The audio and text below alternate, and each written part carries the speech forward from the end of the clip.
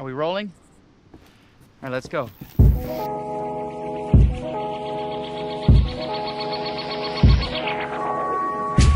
As a visual medium, games have an emphasized weight on what you see and also how you see it.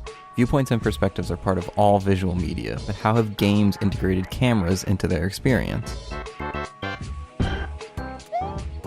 Even before games adopted the term camera from film, many early arcade and home console games mirrored the start of early film camera movement. Primarily, the perspective was used to capture and follow actions relative to gameplay.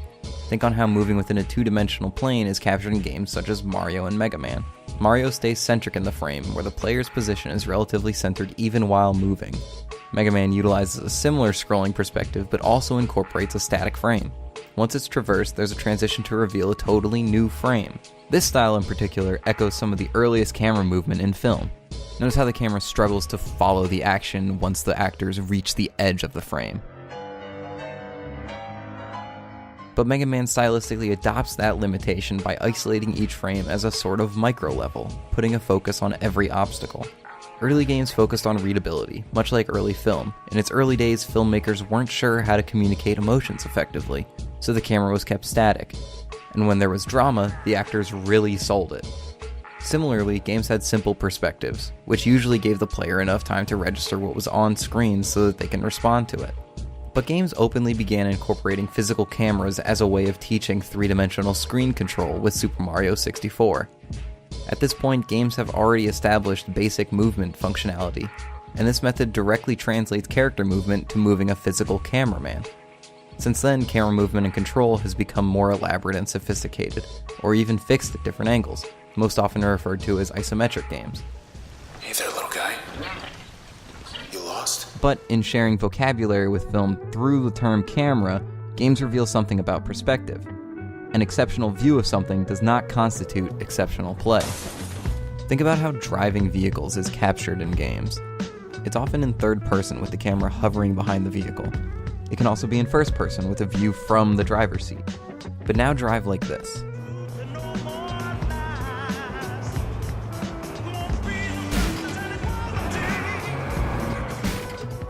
Having dynamic camera angles like this adds visual appeal, but it impedes playing in this case. But there are ways to make camera motion interact with gameplay. Cameras can convey emotion similarly to how film does. What is the proximity of characters to the camera lens? What's the blocking of the scene? Or in other terms, how characters are filmed spatially. At what point in this clip do you feel the most personal connection to the character?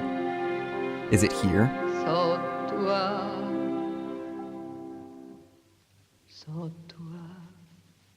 Or here?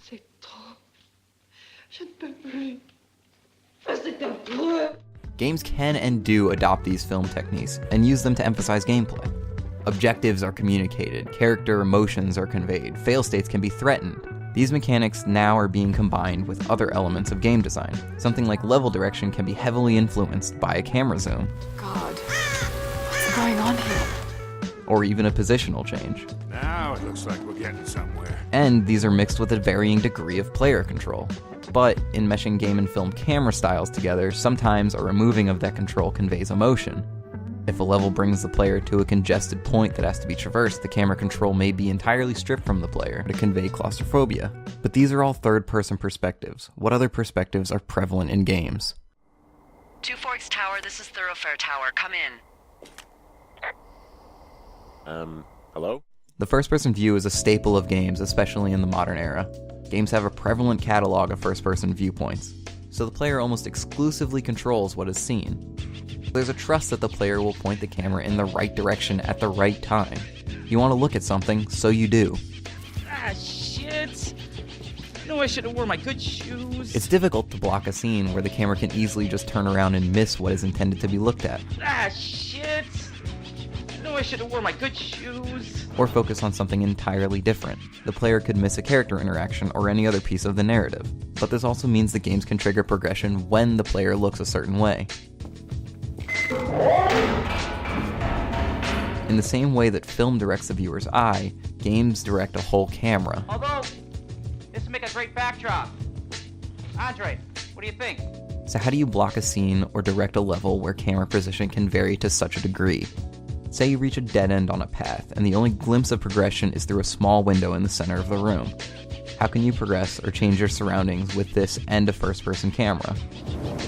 The player finds progression here in manipulating that viewpoint.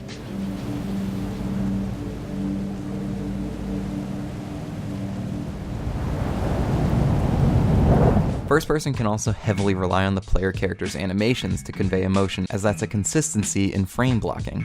If the position of the camera can vary to such an extent, a constant can be found in the player character's body position. Animations here convey emotion, physicality, and character personality, and how something such as arms or breathing impacts the camera.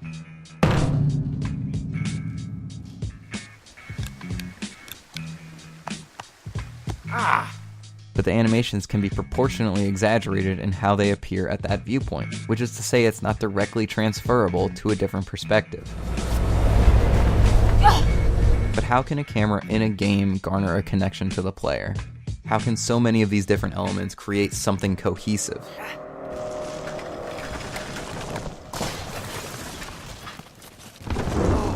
Brothers uses a high-angle camera that follows the player's action with small allowance of angle adjustments, but it also limits player action by halting progression based on the position of the two characters. It's in the player's control to keep progression steady. The older brother is designated with the left analog stick, the one primarily used for movement in games, the younger to the right stick, which is often used as camera control in first-person and many third-person games. So if the player cannot keep the two brothers progressing simultaneously, one can lag behind, limiting the movement of the other, and the characters acknowledge the inability to progress in-game. Utilizing a camera like this makes the player relearn movement on screen. It's a camera that simultaneously follows action, but also restricts movement in order to relay character emotions to the player. The brothers must be moving together in order to proceed. Cameras in games have proven their potential to enhance gameplay, but more profoundly, they teach players how to direct their own attention, where to look, when to look. Out your west-facing window. Are you seeing what I'm seeing? Are those fucking fireworks? So the next time you're playing a game, think about exactly what the camera is doing, what you're doing with it, and why that is.